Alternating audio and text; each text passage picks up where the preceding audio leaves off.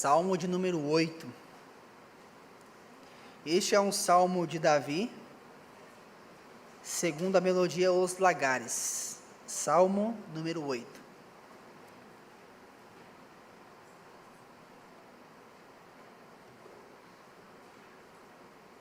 Assim diz a palavra do Senhor.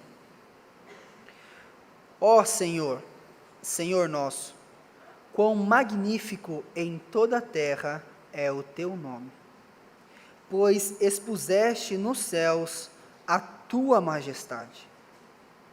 Da boca de pequeninos e crianças de peito, suscitaste força por causa dos teus adversários, para fazeres emudecer o inimigo e o vingador. Quando contemplo os teus céus, obra dos teus dedos, e a lua e as estrelas que estabeleceste, que é o homem que dele te lembres? E o filho do homem que o visites? Fizeste-o, no entanto, por um pouco menor do que Deus, e de glória e honra o coroaste. Deste-lhe domínio sobre as obras da tua mão, e sobre os seus pés tudo lhe puseste, ovelhas e bois, todos, e também os animais do campo, as aves do céu, os peixes do mar, e tudo o que percorre as sendas dos mares. Ó Senhor, Senhor nosso, quão magnífico em toda a terra é o teu nome. Amém. Assim diz a palavra do Senhor. Oremos mais uma vez, meus irmãos. Deus, a tua palavra foi lida, nós suplicamos a ti para que use o teu servo, para que fale ao nosso coração, que nós consigamos colocar em prática a tua palavra, para te honrarmos, ó Deus. É o que te pedimos, em nome de Jesus. Amém. Irmãos, já pararam para pensar o porquê que você tem uma playlist de música favorita? Para os mais antigos, alguns nem sabem o que é isso, né? Uma pochete favorita de CDs. Hoje já não se usa mais, né? Mas já para pensar no seu Spotify, na sua plataforma de música, você tem lá uma playlist. Essa aqui é a minha favorita. Tem até algumas que a gente coloca o coração lá, essa aqui é a minha favorita. A resposta para isso é que essas músicas falam ao teu coração. E por isso elas são as suas músicas favoritas. Às vezes nós nos deparamos com uma música e dizemos assim: nossa, essa música foi escrita para mim. Essa música fala a minha história. Essa música expressa aquilo que eu sinto no meu coração. Essa é a minha música favorita. Essas são as minhas músicas favoritas. O livro, para nós entendermos o livro dos Salmos, a gente tem que olhar com essa perspectiva. Uma playlist, a qual o Senhor separou para nós. Só que essa playlist aqui, ela é diferenciada. Por quê? Porque ela foi inspirada pelo Santo Espírito de Deus. Ela é palavra de Deus, que fala ao nosso coração aquilo que nós precisamos ouvir, aquilo que nós, às vezes, sentimos. Ela nos ensina como falar com Deus muitas vezes. Quem nunca se sentiu cansado em um mundo que é contra você? Há um salmo que fala sobre isso. Você se deparou com a grandeza da criação e falou: meu Deus é maravilhoso. Tem um salmo que fala sobre isso. Algum dia você já encontrou com uma pessoa ateia, arrogante? Há um salmo que fala sobre isso. Você já se sentiu tão angustiado por causa dos seus pecados, que você disse assim: quão miserável eu sou? Tem um salmo que fala sobre isso. Ou quando você olhou para a palavra de Deus, leu algo que te trouxe paz e esperança, e você disse assim: como eu amo esse livro. Há um salmo sobre isso. O nosso salmo de hoje, meus irmãos, fala sobre a grandeza da criação de Deus. O salmista Davi, ele começou a reparar e observar algumas coisas, e a sua alma disse: quão magnífico é o nome de Deus. Está em toda parte. E ele, ao observar estas coisas, ele passou a explicar por que o nome de Deus é magnífico. E é isso que nós veremos hoje, meus irmãos, no Salmo de hoje. Nós entenderemos melhor por que o nome de Deus é magnífico. Por que nós não devemos usar o nome do Senhor, nosso Deus, em vão? Por que que nós cantamos que Tu és santo? Por que que nós cantamos que Deus é exaltado, o Seu nome é exaltado? Às vezes nós não temos noção do quanto o nome de Deus é magnífico. Em primeiro lugar, meus irmãos, nós veremos, por meio deste salmo, que o nome de Deus é magnífico por causa da sua força. O nome de Deus é magnífico, é grande, é digno de ser exaltado. Nós devemos exaltar por causa da sua força, do seu poder. Tá? O salmista começa o salmo com um vocativo. Observe no verso 1.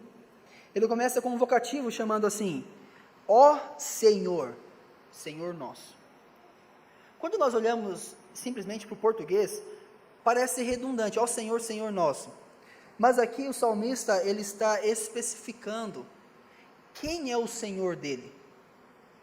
Você se lembra da conversa de Jesus com a mulher samaritana?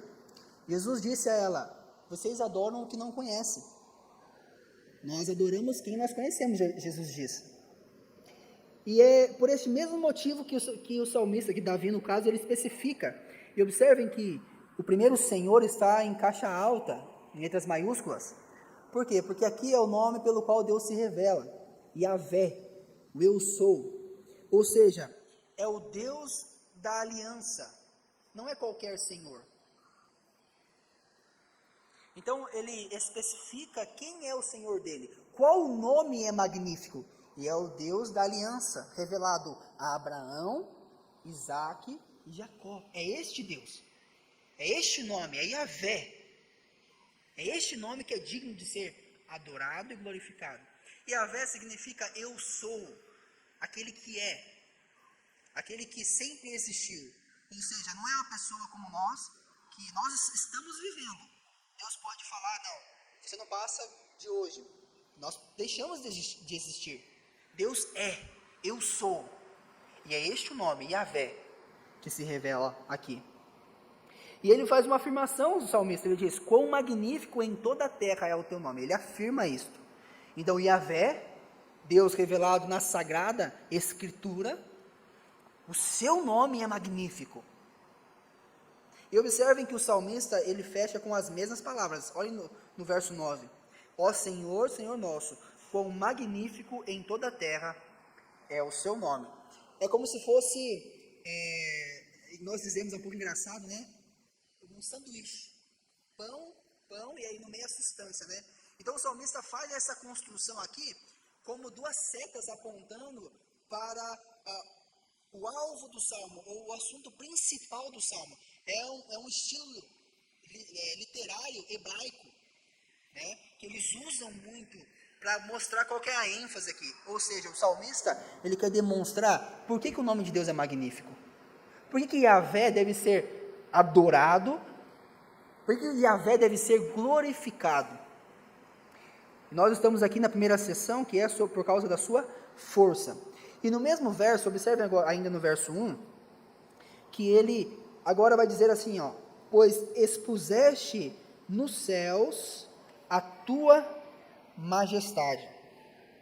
Aqui, meus irmãos, o salmista, ele está demonstrando que o nome de Deus é magnífico, porque quando você olha para a criação, no céu da criação, você imagina que existe alguém que governa acima de tudo isso. E esse alguém é Yahvé, é o Deus revelado nas Escrituras. Então o salmista está dizendo assim, ó, que Deus, ele governa, por isso que ele fala, pois expuseste nos céus a tua majestade.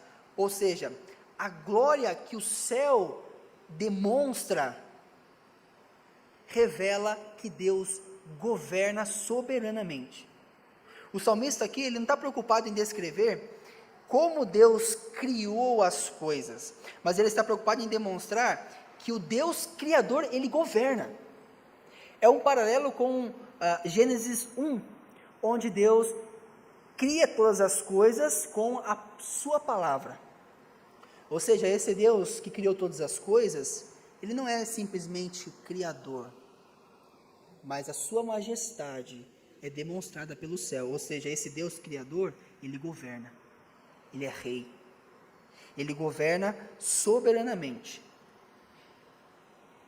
Então, nós vemos que nós devemos glorificar o nome de Deus, ou seja, o nome de Deus é magnífico, porque ele é tão poderoso, a sua força é tão grande, que ele governa sobre tudo.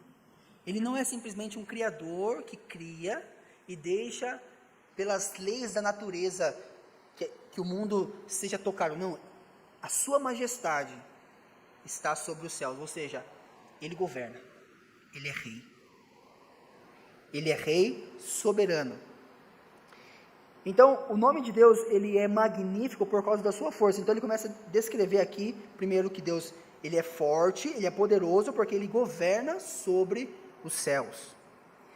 Mas no verso 2, o salmista dá um outro exemplo do porquê que Deus é forte, do porquê que Deus é poderoso, porquê que o nome de Deus é digno de ser adorado. Ele diz: da boca de pequeninos e crianças de peito, suscitaste força por causa dos teus adversários, para fazer emudecer o inimigo e o vingador. Esse verso 2 aqui, ele é um verso difícil de ser interpretado. Por quê? Porque a grande pergunta que nos vem à mente é: como que Deus, ele suscita força da boca de pequeninos e crianças de peito? O que o salmista quer dizer com isso? Qual que é a intenção do salmista aqui? E os grandes estudiosos da palavra de Deus, os grandes teólogos, até eles se divergem na interpretação desse texto aqui. Mas a ideia principal aqui é que Deus, ele é tão poderoso, ele é tão forte, que ele não precisa de grandes pessoas para derrotar os seus inimigos. Deus é tão poderoso, Yahvé, este nome é tão poderoso, ele é forte, que ele não precisa de grandes pessoas, mas ele, de crianças e bebês de peito, ele suscita força para derrotar os seus inimigos. Como que nós entendemos isso? Como que Deus faz isso? Irmãos, embora Deus seja soberano e ele reine sobre todos, existem os rebeldes, que não aceitam o governo de Deus.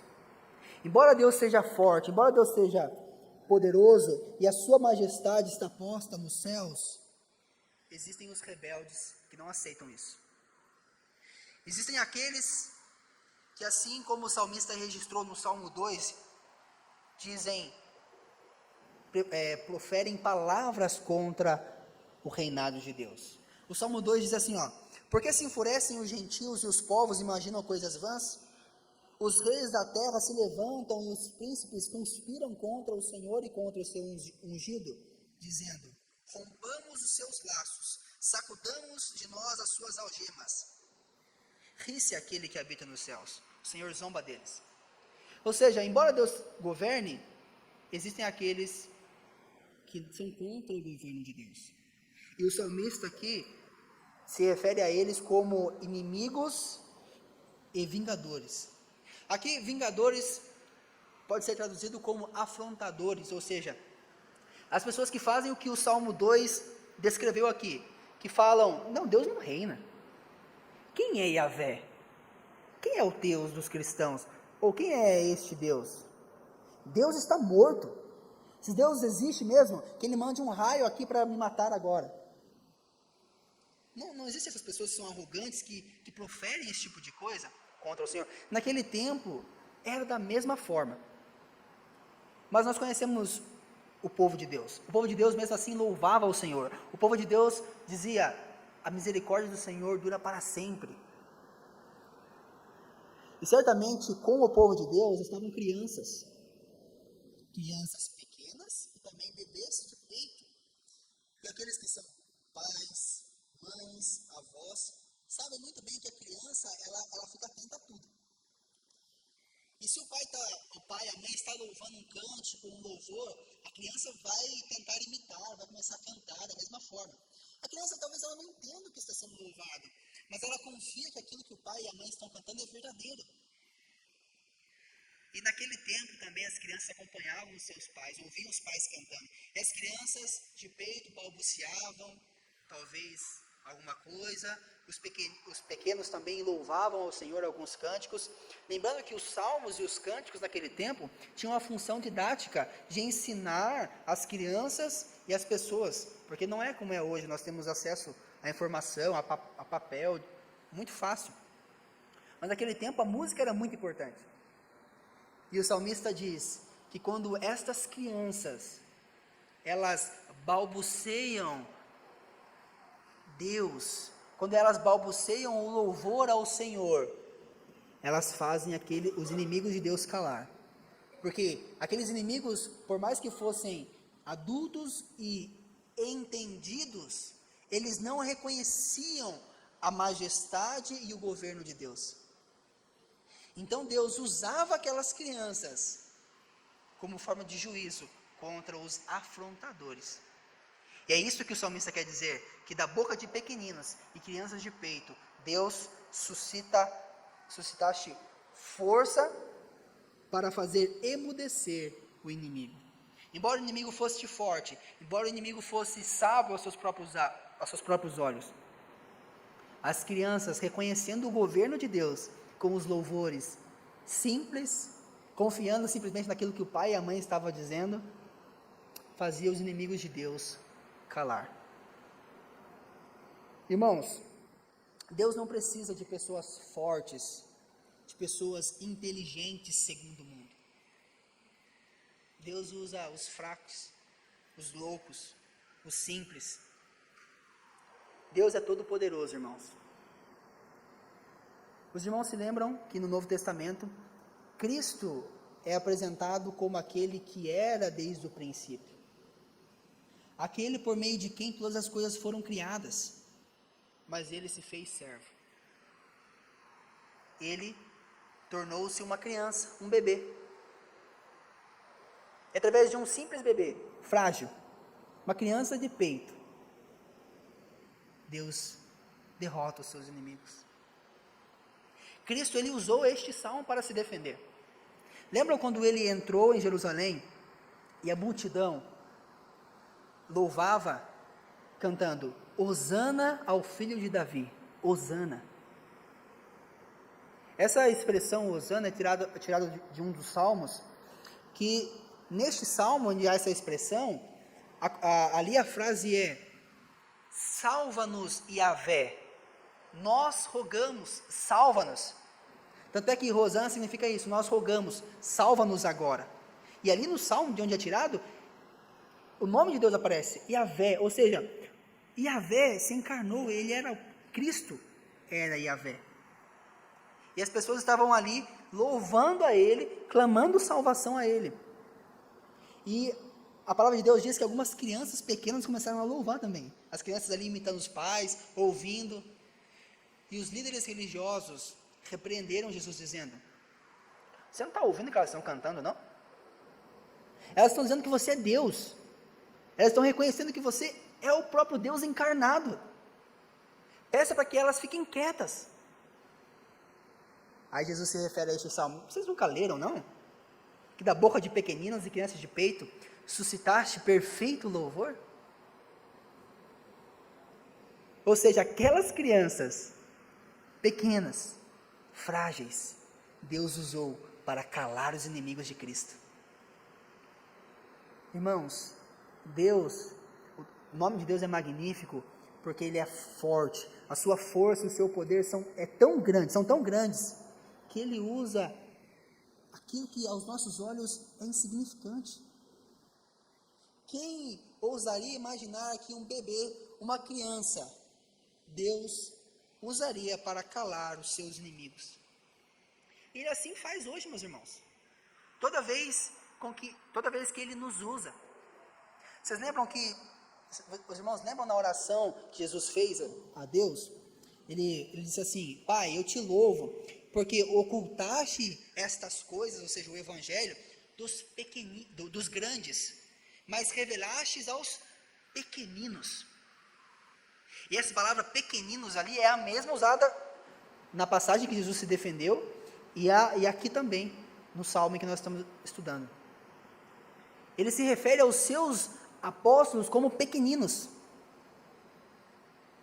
É isso mesmo, Deus pegou os mais fracos, os desprezados, e os usou para calar os inimigos de Deus. Depois que os apóstolos passaram por um grande treinamento, Jesus morreu, ressuscitou, foi aos céus. Pedro, no Sinédrio, discutiu com os grandes líderes da lei daquele tempo, e eles ficaram surpreendidos, porque a palavra de Deus diz que eles disseram assim: são homens iletrados, homens simples, e tem tanta ousadia assim. Meus irmãos, o nome de Deus é magnífico, porque Ele é forte, Ele é poderoso, para usar o mais fraco dos seres. E é por isso que Ele me usa, é por isso que Ele te usa.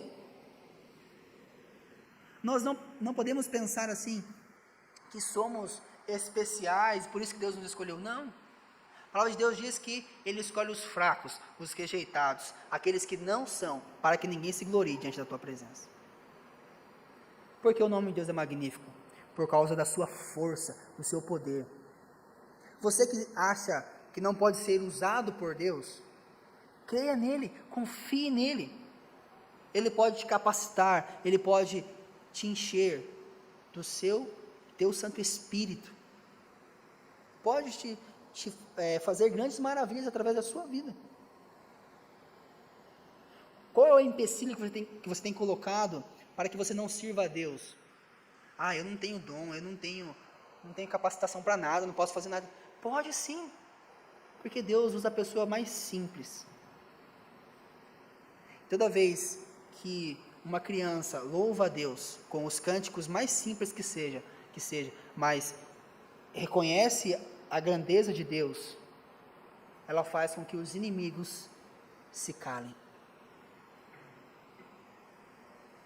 Por que o nome de Deus é magnífico, meus irmãos? Por causa da sua força. Ele usa aqueles que são mais fracos para a sua glória. Você que acha que não tem serventia neste mundo, você que acha que você não acrescenta nada neste mundo, eu te convido a crer no Senhor Jesus como seu único e suficiente Salvador. Nele você recebe o Santo Espírito de Deus, que é muitas vezes referido como poder de Deus. Você pode ser capacitado para muitas coisas, para a honra e glória do nosso Deus. Por isso que Ele é digno de ser louvado e adorado, porque Ele é forte e poderoso. Irmãos, o Salmo também continua a descrever que o nome de Deus é magnífico. Agora, ele vai falar, em segundo lugar, que o nome de Deus é magnífico por causa da sua imagem no homem. Ou seja, o salmista ele estava contemplando a criação de Deus e ele viu que Deus é majestoso, é magnífico, porque com a sua força ele usa os mais pequenos. E agora, ele exalta o nome do Senhor e ele reconhece que o nome de Deus é magnífico por causa da sua imagem no homem. Observem o verso 3. Quando contemplo os teus céus, obra dos teus dedos, e a lua e as estrelas que estabeleceste. Quando nós observamos este relato, nós podemos concluir que Davi estava contemplando o céu à noite, porque a descrição dele aqui é de um céu noturno. A lua e as estrelas que estabeleceste. Os irmãos já tiveram a oportunidade de ver o céu no interior, né? Aqui em São Paulo é difícil você conseguir ver com nitidez, mas no interior você consegue ver com detalhes a lua, as estrelas. Agora imagina naquele tempo que a iluminação artificial era praticamente zero. Imagina o que Davi está contemplando ali. A lua, as estrelas. E o coração dele se enche, porque ele começa a ver a grandeza das estrelas, da lua. E quando ele contempla a grandeza da lua, a beleza das estrelas, uma pergunta surge no seu coração. E qual é esta pergunta? Verso 4. Que é o homem que dele te lembres? E o filho do homem que o visites? Aqui ele usa duas frases para dizer praticamente a mesma coisa, né? O que é o homem que dele te lembres? Ou seja, quando eu olho para a criação, a lua, as estrelas, e eu começo a pensar nos seres humanos, por que Deus lembraria dos seres humanos? Ou seja, por que Deus ouviria as orações, as súplicas? Por quê? Não que Deus se esqueça de algo, mas aqui o salmista usa de um sentimento, de algo humano, para que nós consigamos entender. Mas qual seria o motivo de Deus lembrar do homem? Ouvir as suas orações? Segunda pergunta que ele faz: e o filho do homem, ou o filho de Adão, que o visites? Ou seja, por que Deus estenderia a sua destra, a sua mão, e atenderia os pedidos do homem, dos seres humanos? Por quê? Ele é tão insignificante, ele é tão pequeno. Mas o salmista, ele explica qual que é o valor do homem. Verso 5. Fizeste-o, no entanto, por um pouco menor do que Deus, e de glória e de honra o coroaste. Ou seja, embora os seres humanos sejam pequenos em comparação com a lua, as estrelas e tudo o que há, uma coisa faz com que o homem se destaque: a imagem de Deus nele. Quando o salmista diz assim: fizeste, no entanto, por um pouco menor do que Deus, esse trecho aqui é motivo de muitos debates e interpretações erradas. Aqui o salmista não quer dizer que os seres humanos são pequenos deuses. Não é isso.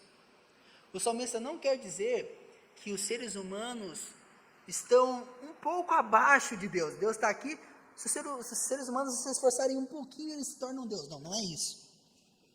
O salmista, ele quer dizer que, em outras palavras, que os seres humanos, o que destaca os seres humanos do resto da criação é que eles foram feitos à imagem e semelhança de Deus.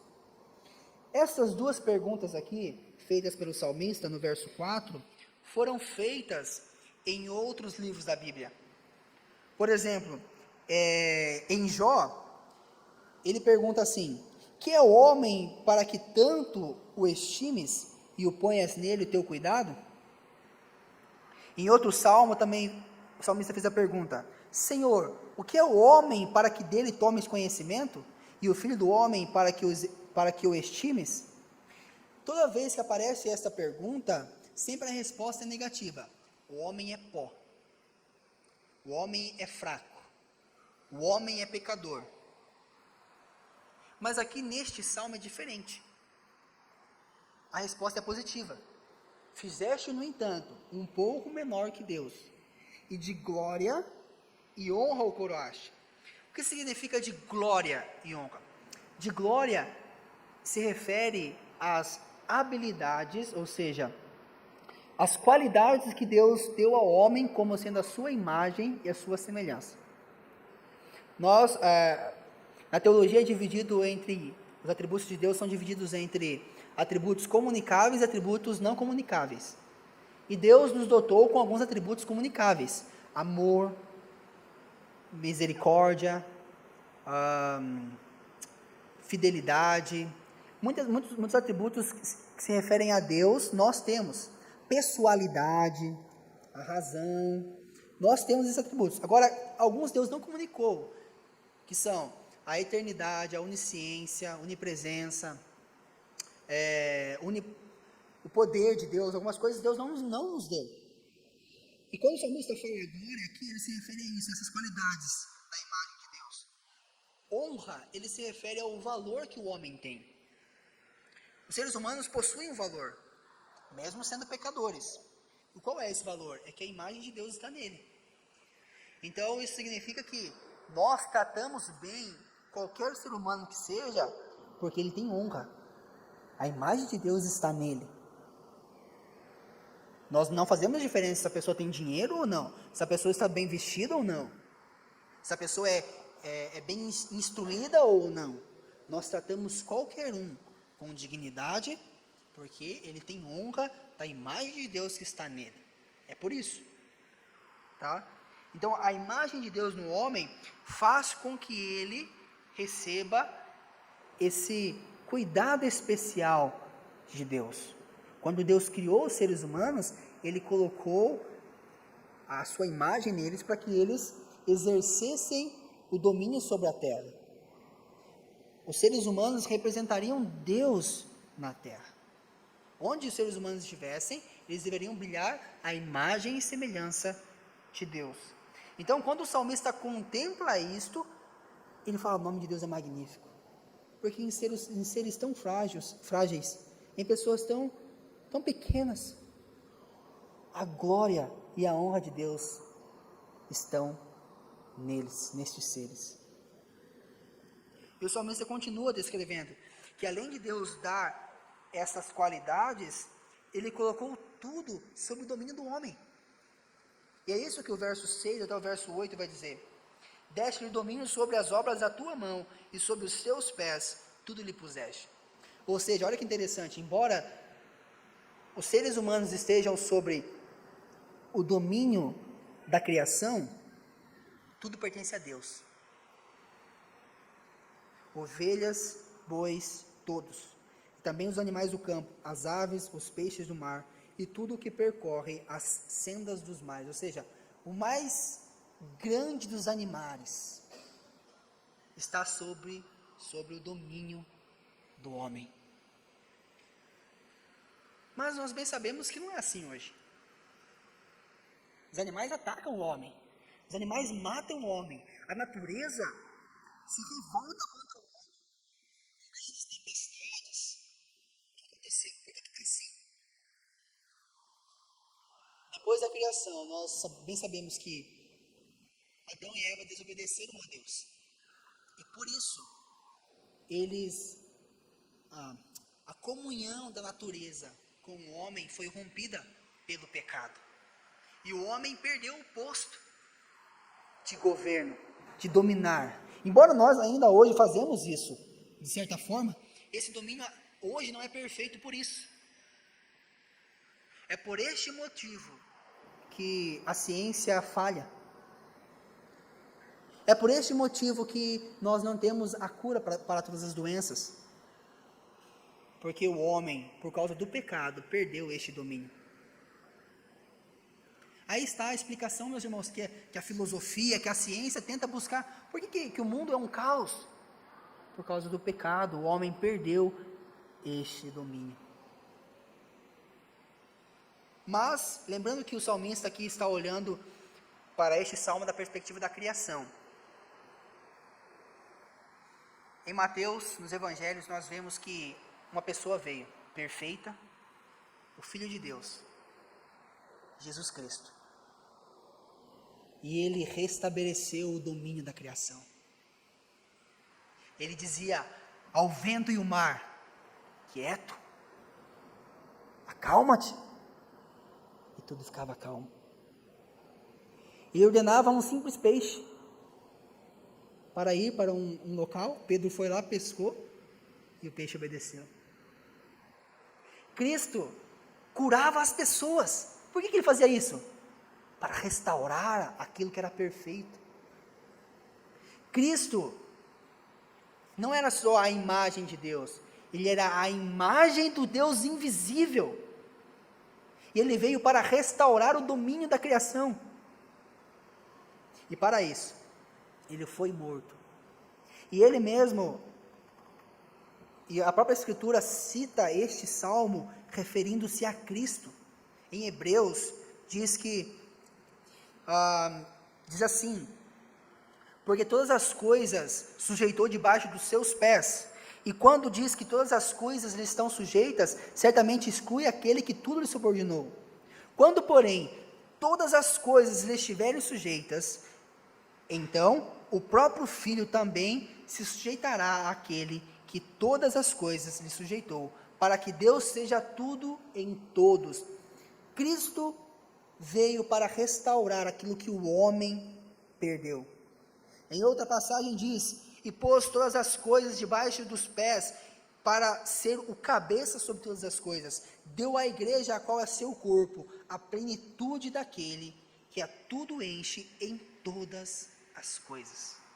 Antes de Cristo ir aos céus, ele disse: toda autoridade me foi dada nos céus e na terra.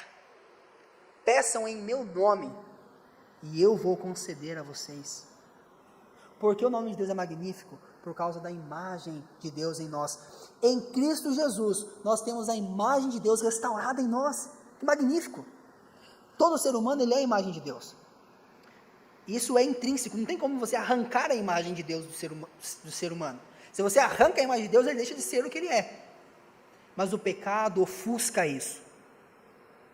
A imagem está ali, mas o pecado não deixa com que essa imagem brilhe mais. Mas em Cristo Jesus, eu e você podemos brilhar a imagem de Deus. Nenhuma ONG pode restaurar o valor dos seres humanos, como a Escritura restaura. Nós temos que ser a diferença, meus irmãos. Quando perguntarem para você assim: por que você trata tão bem assim os outros? Porque eu enxergo a imagem de Deus nele. Se você vive em conflito consigo mesmo, não consegue entender as agruras da sua alma, é porque o pecado faz com que a imagem de Deus não brilhe em você como deveria brilhar. E a sua alma quer que isso seja restaurado. A palavra de Deus diz que a natureza geme e espera ansiosa, querendo que as coisas sejam restauradas logo. E assim é a sua alma, assim é a natureza. Então, creia no Senhor Jesus, olhe para Ele. Ele pode restaurar o seu valor. Nele você tem o seu valor. Confie nele. Por que nós devemos adorar o nome de Deus? Porque o nome de Deus é magnífico. Porque Ele é todo poderoso e pode usar o mais pequeno dos seres. Porque o nome de Deus é magnífico por causa da imagem de Deus em nós. E Ele pode restaurar esta imagem através de Cristo Jesus. Concluindo, meus irmãos, eu ilustro o governo de Cristo restaurado, o governo que Cristo restaurou, com a seguinte história. Conta-se que depois do homem ter pecado e o mundo entrar no caos, a criação fez uma reunião. Todos se reuniram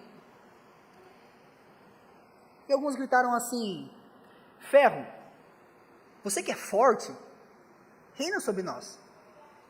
Porque os seres humanos perderam esse domínio.